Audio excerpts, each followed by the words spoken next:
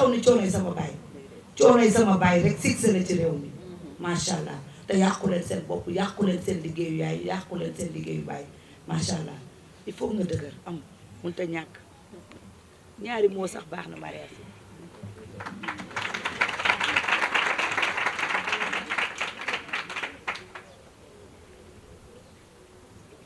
Salam alaikum.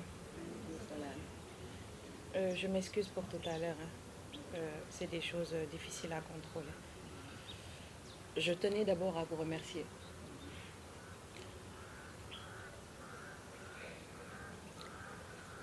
Parce que c'est dommage, nous êtres humains, on a tendance à se rendre compte de la valeur des choses que lorsqu'on les perd. Et aujourd'hui, tout le monde a des regrets. Que ce soit moi ou Aïcha, même pour un coucou qu'on aurait pu lui passer parce qu'il était haut là-bas au 4e et de monter c'était des fois difficile. Je me mettais en bas et je lui envoyais un bisou. Et on en arrive à regretter des moments pareils. On se dit pourquoi je ne suis pas restée plus longtemps. Pourquoi j'ai pas fait l'effort de monter les escaliers. C'est des choses qui arrivent. Il n'était pas prévu qu'il meure. Enfin, en tout cas, nous, on ne l'avait pas prévu. Peut-être qu'il meurt, oui, mais pas maintenant. Et c'est des choses qui échappent à notre contrôle. Et on accepte. Parce qu'on est des êtres humains. Et la vie est faite d'épreuves. Et ça en fait partie. Parce que perdre quelqu'un qu'on a connu depuis notre naissance et se lever du jour au lendemain et apprendre à vivre sans lui, c'est difficile. Mais ça aurait pu être beaucoup plus difficile s'il était un autre type de père.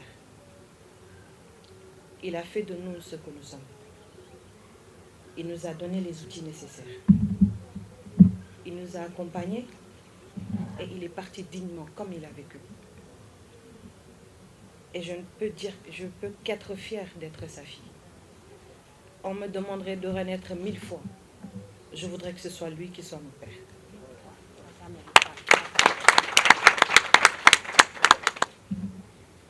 Seulement, il y a des leçons à retenir. Je vais le dire en wolof. Bi njëkk mooy loo xamul baatin ba fu mu toll dangay maandu ci àtte zaahir si te ñun àtte zaahir daf ñoo yomb te nit fi muy jëfee ak fi muy tuubee nit mën na koo bañ a fekkee te bu dul dara sax nit ku ne digganteem ak boromam kon ñun ñëpp war nañoo góorgóorlu ci bu dee dañ ne dañ koo sopp ñu jàng maandu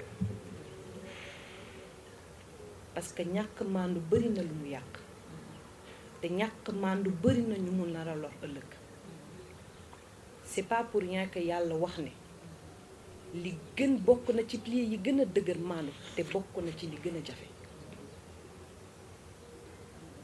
on a tendance à dañuy am bijou di ko seetaan wala di ko taqalal suñu bopp ba mu dem ñu setal ko setal ak taqal sax nit mënu ko ndax yàlla ku mun na ma setal bu la ñëpp doon këpp ban doo taq waaye ku mun na ma setal bu la ñëpp doon setal tamit doo set mais dañuy sant yàlla bim ñu boolee ci njabootam et je vous remercie du fond du cœur pour cet hommage que vous lui avez rendu. Vous l'avez rendu à quelqu'un de grand, à quelqu'un de sincère, à quelqu'un d'honnête, à quelqu'un de pieux, à quelqu'un avec des principes auxquels il s'est accroché jusqu'à la fin. Il a lutté, il a vécu dignement et il est parti très dignement. Il est parti tellement dignement que tu l'aurais vu, tu te serais demandé s'il était vraiment mort. Et moi, je ne doute pas du fait qu'il soit au paradis. Yàlla moo ko wax yàlla ñu ne rus naa lakk ki nga xam ne jëmbat na loo xamante ne mi ngi jëriñ ay doomu aadama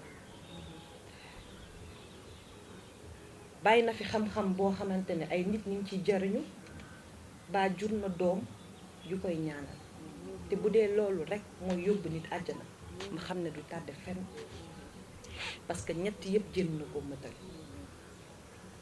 bi mu làqoo xawma ñaata jàkka lañ ñu ñëw wax ñu ne moo ko tabax te xamuñu ko ñu ñëw ñu ne daf ñu waxoon ñun moom ak yàlla te comme dee na dañ koy seedeel njabootam te loolu moom ñu moo ñu gënal leneen te ku sañoon am baay bu mel ñun dañ koy sant dañ koy gërëm parce que amuñu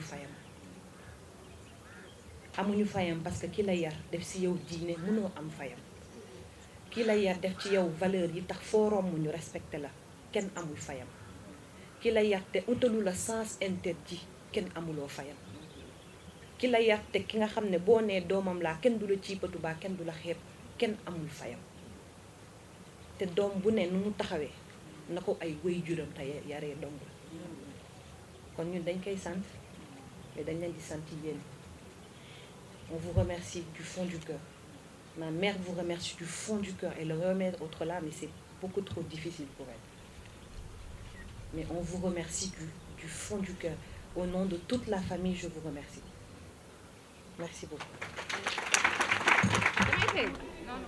Internaute laay wax naa wax internaute ba sans me préciser. d'accord yow wala da nga bëgg nañ ko def kii ne rek ay ITV rek. ITV waaw d'accord nañ ko bàyyi ba kii. ñu bàyyi la nga nuyoo tur bi ak sant bi. waaw maa ngi nuyu ñëpp di ziar ñëpp ñu ñuy seetaan ku mbëggee laa tudd di doomu Papa Thione macha allah tabarkalla ñoo ngi leen di nuyu di leen remercier ci teewaay bi ngeen teew fii ci livre bii nga xam ne macha allah Dramé daf ko jël œuvre Papa Thione yëpp bind ko ci macha allah doon ko defee fii nag waaw. tey ban yëg-yëg nga am Coumba Gaye en tant que xarit en tant que doom ci Papa Thione yàgg ànd ak moom tey nga ñëw fekk Dramé bindal ko roman. nga gis loolu gis famille bi. gis étudiants yi ban yëg-yëg nga am.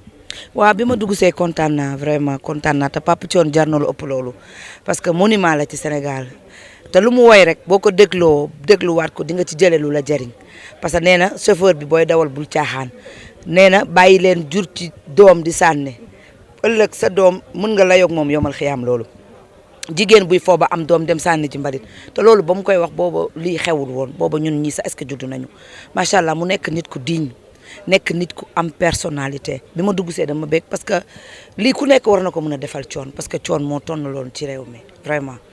tey en tant que xaritam est-ce que mën nañ xaar yéen it ngeen rassemblé rendre ko hommage bi nga xam te ne Sénégal ñëpp da ciy teg seen bët. waaw dañ koy def incha allah parce que le 14 février mars mooy anniversaire décembre dañu bëgg a def kaamil lépp dem këram ci Kiné mi nga xam ne mooy suñu kilifa ñun ñëpp ñu dem foofu ànd ceeg moom macha allah bu loolu passé nag dinañu fexe def benn hommage boo xam ne pour Papa Thione la incha allah. est-ce que ba tey yéen a ngi dem ci famille bi di leen nemmeeku. waaw ñoo ngi dem ci famille bi di leen nemmeeku parce que ubbi nañu groupe boo xamante ne ñu ngi ko tuddee Kër Papa Thione Abdou Salam Touré ubbi ko ma Penda mooy parrain bi Khady Ndiine Seck yaay Benjamin ak Fallou yaay Benjamin ak Mbaye Si Ndiaye mooy suñu marraine macha allah ñun famille bi sekkeen bi yëpp bokk si ñun doomu Thione yëpp bokk ci macha allah kon famille bi ba léegi ñu ngi ci biir macha allah.